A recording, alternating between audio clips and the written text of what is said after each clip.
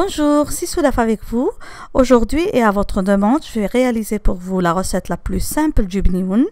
Ici, je vais réaliser un bnioun au miel et aux cacahuètes. J'espère que vous allez aimer cette recette qui est très simple et facile. Pour la recette du bnioun, les ingrédients en fait sont au pif. Donc, vous pouvez utiliser de la poudre de biscuit. Ici, c'est du digestif au chocolat que j'ai réduit en poudre. Vous pouvez utiliser du biscuit Bimou. Je me souviens que ma mère utilisait le restant des croquets, les gâteaux, les croquets, ou bien si elle a un gâteau qu'elle aurait raté ou un sablé, des pièces qui ne sont pas égales et tout. Donc, elle utilisait tout ce qui restait après la réalisation des gâteaux de l'Aïd. Elle le réduisait en poudre pour faire le bnioun. Alors, de la poudre de biscuits, de gâteaux, de tout. Vous pouvez parfumer avec un peu de halwa turc. Vous pouvez, ici je vais ajouter un peu de cacahuètes moulues. J'aurai besoin d'un peu de cacao pour casser le goût du sucre parce que les ingrédients avec lesquels on va ramasser contiennent du sucre. Donc le cacao va réduire cette intensité de sucre. Et on va ramasser le bnioun avec le miel et le beurre. C'est du beurre ramolli. Donc dans une large terrine, j'ai mis la poudre de biscuit, j'ajoute les cacahuètes. Vous pouvez vous en passer des cacahuètes, vous pouvez ajouter des noix si vous avez.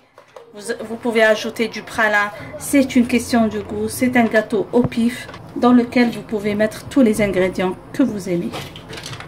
Alors je vais mettre un peu de halwa turc, pas beaucoup. Donc comme ça à peu près.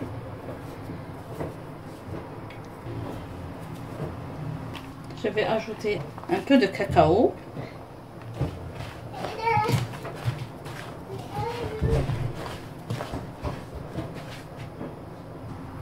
Voilà. Maintenant, je vais commencer à introduire le beurre. Donc, j'introduis le beurre comme ça. Beaucoup de personnes m'ont toujours demandé les ingrédients exacts pour cette recette. Je m'excuse, c'est pas une recette pour laquelle on puisse donner les ingrédients exacts parce que c'est une question de goût. Alors personnellement, quand je suis en train de réaliser cette recette, je goûte pour voir si ça manque un peu de beurre, si ça manque un peu de miel. Là c'est le ramadan, donc j'ai ma fille, c'est mon apprentie, elle va goûter et elle va me dire ce qui manque, ce qui manque pas. Voilà, jusqu'à ce que j'obtienne la texture idéale. Donc là, j'ai ajouté un peu de beurre, comme vous voyez.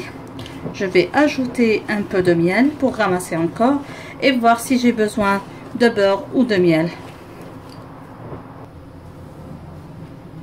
J'introduis là un peu de miel. Voilà. Et je ramasse.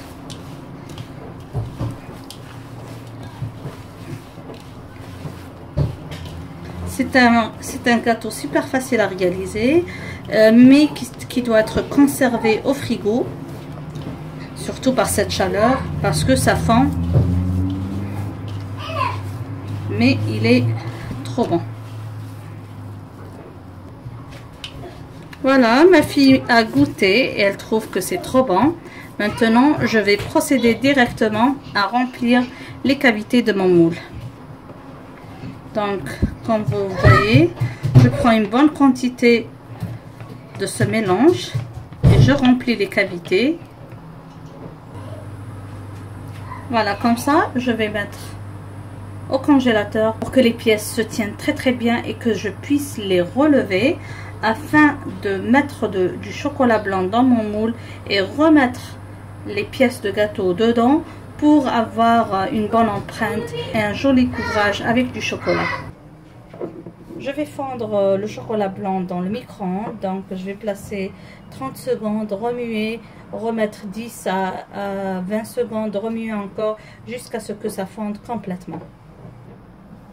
Voilà, j'ai fait fondre le chocolat, donc je vais remuer. Comme vous voyez, je ne l'ai pas totalement fondu. Je préfère qu'il reste de petits morceaux. Je vais tempérer maintenant le chocolat blanc pour qu'il reste brillant. Et pour que ça ne brûle pas, parce que le chocolat blanc, différemment au chocolat noir, c'est que du gras. Donc il faut vraiment faire attention quand vous le faites fondre. Alors, il faut bien le tempérer. Vous voyez, c'est trop beau. Comme vous voyez, les bnioun se sont bien figés. Voilà. Ils ont pris la forme, ce qui va m'aider à avoir une jolie forme, une jolie empreinte de chocolat. Je mets un peu de chocolat dans le moule. Là, je vais vous montrer une pièce rapidement. Alors, j'ai mis un peu de chocolat et je remets mon gâteau et j'appuie un petit peu, juste un petit peu, pour que ça s'imprègne bien avec le chocolat. Et je continue avec les autres pièces. Voilà. Je remets encore un peu de chocolat.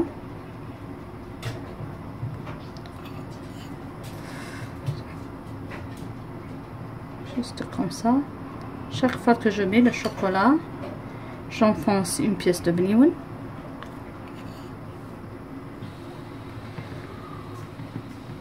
Donc là, je cherche à avoir juste un petit nappage sur le dessus. Je ne cherche pas à couvrir toute la pièce de bnioun pour avoir un joli contraste de couleur.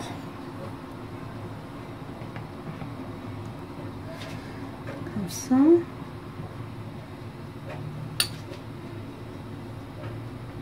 Là que j'ai mis le chocolat, remis mes gâteaux, je remets encore au frais pour que ça prenne rapidement, pour que je vous montre le résultat. Et voilà, comme vous voyez, mes bnioun ont bien pris, donc je vais les démouler. Comme vous voyez, la forme est très jolie.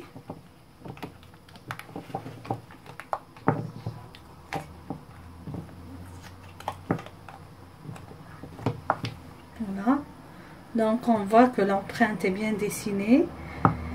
Moi je vais les démouler, les placer dans une boîte hermétique. Je vais séparer chaque couche avec du film alimentaire pour que les couches ne se collent pas et ne se salissent pas. Et on placera au frais jusqu'au moment de servir.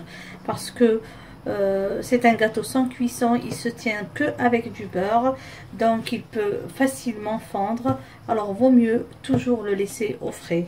C'est pour ça qu'il est préférable de ne pas faire une grande quantité si vous n'êtes pas nombreux. J'espère que vous avez aimé cette réalisation. Merci de l'avoir demandé.